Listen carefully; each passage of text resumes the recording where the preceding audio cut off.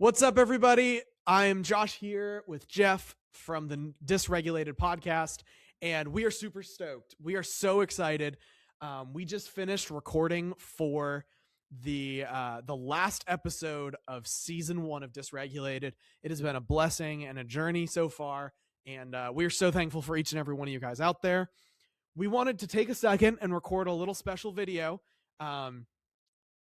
Jeff, we are celebrating his first published book. I'm going to put the link in the Amazon. It'll be the Amazon link down below if you are interested in getting it. But it is called Launching Your Career in Neurofeedback. And I just want to take a second to kind of ask you a few questions about the book. First and foremost, who is this for? Like, if there's a listener out here, who should buy this book besides everybody? I'd love it if everybody bought it. It truly is a niche book, right? No question. This is actually a book that was written for anybody that would be interested in doing neurofeedback professionally. So, I don't really expect it to be a huge production. It's self-published, revelation on that one, but self-disclosure on that. But did a lot of work to try and make this, really high end kind of a piece that would be super helpful for anybody that wanted to know, how do I include this in my business? If I'm a mental health practitioner, what does it involve? That kind of stuff. And it's not even just like it's pretty much any mental health practitioner, I feel like could use it. Even if you're just considering like, is this right for me? Yeah, it's very applicable. And a lot of the content that I've got in this is, the whole first section is helping people to understand where neurofeedback fits as a treatment modality, right? That there is in fact a paradigm shift. There's actually a lot of good material that's in there. I give a little bit of history on how I got involved and what it took for me to get the Neurovation Center to where it is now. And then I spent a lot of time looking at business considerations. How do you run a business and incorporate neurofeedback, going over core concepts of business planning, thinking, marketing. How do you build a facility? What kinds of things do you keep in consideration? How do you build a staff? All kinds of different things that people need to take into account. And then I had a bunch of other stuff. I mean, there's some good books out there that include things on, what you have to learn, the core foundational knowledge courses that you have to take. This isn't that one, but it does guide you in what it takes to become certified and how you get mentored and what kinds of things you're going to need to learn. So it's really a very much a how-to. I spend an entire section reviewing various forms of equipment, what you need to take into account for amplifiers, computer systems. I look at software, and then what it takes to actually pull everything together to actually launch. So this is actually the most exhaustive and thorough and practically oriented guide to helping anyone figure out what it means to have a business, launch a business. A lot of cool stuff that I included in there. And I mean, this guy, I gotta say, right? So proud of him for, again, 15 years of doing this and creating a one-of-a-kind system. It's truly phenomenal, and just seeing the impact that this has had on so many people's lives speaks for itself and is a major reason on why I want to follow in his footsteps. So I will definitely be reading this. I want to launch my career in neurofeedback. Because he's actually mentioned in there, so he wants to find out where. Oh, yeah. But I do want to say, why did you write this book? Right?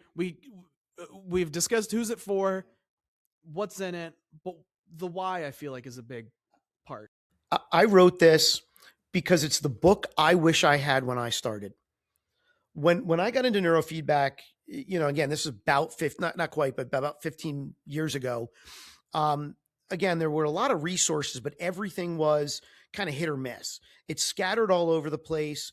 And nobody is there to really tell you how it is that you're supposed to become a neurofeedback clinician. And I literally had to stagger my way through the first several years. And I'll admit, I would say in the first couple of years that I did this practice, I was nothing more than a hacker. I was doing my best to get through sessions, not even knowing if I was doing it right. I had nobody that was really able to mentor me spot on there when I was running it. I called those sweaty armpit sessions. I'd literally sit there like in my basement when I first started, like, I hope this is working. I hope this is, and I would, I mean, like I'd run it. And obviously, full disclosure, with the people that I was working with, a lot of them were like friends or, individuals that were helping me to learn how to do it. But you still wanted to do it right. And I realized, my gosh, I didn't even know what I was doing. And then I had to, like, as the business began to grow and I got my ability and figured out how to do neurofeedback and do it well, my gosh, I mean, having to adapt this as a business, like, how do you actually make the business work? And frankly, the Neurovation Center it's one of the most advanced centers out there. It's a center that's built entirely for the purpose of excelling with advanced neuroanalysis and neurofeedback. We're one of the highest volume places that I know of in the country. And we do it extremely high end. And we're one of the only places around that takes insurance, and one of the only places, period, that takes Medicaid. So we managed to pioneer and create a system that is able to be probably one of the least expensive, but most advanced forms of neurofeedback in the industry, and do it in a place where people actually love to do neurofeedback. Like, people love coming to our center. It's not a typical doctor's office. Like, if you come in here, it does not feel like you've just got a doctor's appointment. Like, it is fun. You've got murals up on the wall. I hadn't been in since one of our good friends painted, like, there's like a little smiling Yeti up on the wall. I hadn't seen that yet. So I walked in this morning and was like, oh my gosh, that's so cool. Like, those little things that just put a smile on people's face, especially people who need it. Like, this book does a great job of, hey, all the technologies out there, all of the, a lot of the methodology, a lot of research out there, but this is a practical, hands-on guide. How do you deliver that?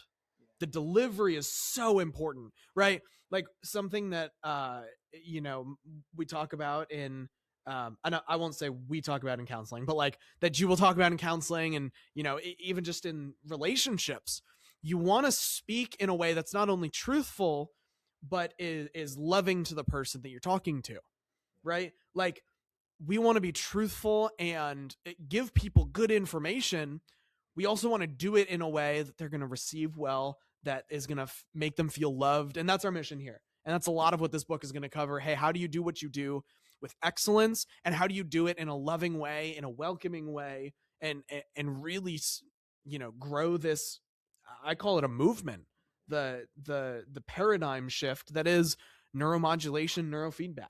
Yeah. So I actually wrote this book to be extremely accessible, practical, relatable. I like to say it was written with a kind of a for dummies flair for intelligent people, right? I'm not assuming you're dumb. I'm just trying to be really conversational in it. I wanted the read of the book to feel like we were sitting down and having a conversation. And I'm just giving you practical advice from this, all of my war wounds and the scars and all that kind of stuff. I like to say that one of the reasons I wrote it was because I made a lot of mistakes. I mean, just being real, and I'm actually proud of those mistakes. I did some really stupid stuff when I was building the business. I mean, nothing unethical or whatever, but they're just kind of like silly decisions, like spending $10,000 on a billboard that basically gave me, one client and somebody else that called up asking for directions to, Pizza Hut. But what a waste. You realize that there's stuff like that. And then realizing that, so much of your job is repetition of, expectation management, of helping people to understand the, what it is that we do before they sign on. So there's a lot of things that I learned along the way that will really help people to flow into neurofeedback, not make the mistakes that I made, become more of a high level professional, quicker, easier, without the hurt. And I did it. I really tried to do it in a field that is notorious for being really heady. Okay. Most of the folks that I know talk, they talk up here. And again, I'm not going to, I'm not disparaging my intellect. I'm not, I'm not going to say that I can't keep up with that. I can dialogue with the best of them. There's certain people that they are really up here and I have to struggle. But I know that my job as a clinician is to bridge the gap between so many of the people in this field that are super brilliant and do neurobabble and techno speak all the time on neuropsychology and, the neurosciences. And we've got to figure out how to relate this in a way that others can embrace it and understand it. So I wrote this book for people to be able to access this practically, to know how to communicate it practically. So there's a lot of, again, I throw a lot of good advice. You'll find throughout there, I throw in like little pro tips, I'll kind of like throw in little snippets of advice that, they kind of fit with the section, but you won't find somewhere else. I write about silly things like, one of the mistakes I made so that people don't have to was, like people have said, why don't you have have a coffee station in your office? Well, I used to. And you gotta read the book to find out why. Don't give away your secrets, Jeff. Okay. So there's a reason why I don't have a coffee station, and it might surprise you. It's not the cost. Sorry, I didn't mean to interrupt there. That's just it's a great hook, and I want them to get the book and learn for themselves. So we cover a ton of stuff. And even if you want to know if you're a good personality for this, one of the things I include in there is literally a self-assessment. There's an entire chapter that asks the question, are you a good fit? Because I found that after having trained and mentored a lot of different individuals, probably over half the people in Connecticut, I've mentored them that are certified. So I've really figured out that there's certain profiles that people will have that succeed well in this field. So if you want to know it, show stuff like that. Yeah. So we should wrap this up. Good book. I am very, very excited. I just got my copy to read through in the flesh instead of on a computer screen, which I always just prefer. And hey, if you guys want to pick up your copy, again, I will put the Amazon link in the description below. But yeah, we are super excited for these last. We're going to have 2 more episodes after this. After this video launches, we're going to have 2 more episodes of Dysregulated season 1. And we're really excited for what that podcast brings. If you guys have topics that you'd like us to discuss, put it in the comments.